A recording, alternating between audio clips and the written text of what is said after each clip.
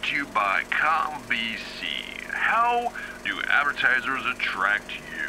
Billy sees everyone reading and watching media all around him. He wonders, where's my instant media? Now, Billy, advertisers are everywhere, so you need to be careful and protect yourself if you're thinking about getting a laptop. Billy is confused and wonders why he can't see the advertisers. He thinks it's okay. He goes ahead with the unprotected laptop. I use my smartphone all day long, but I'm not bombarded by silly little advertisers. How do I do that? First, you have to know, your cookies collect the data for advertisers. They do it daily, so you gotta be sure. Clean up your cookies. Use AdBlock software. Block the reoccurring pop-up windows that come up on internet sites. Be sure. You gotta be aware to know what advertisers look like. Advertisers track your move online.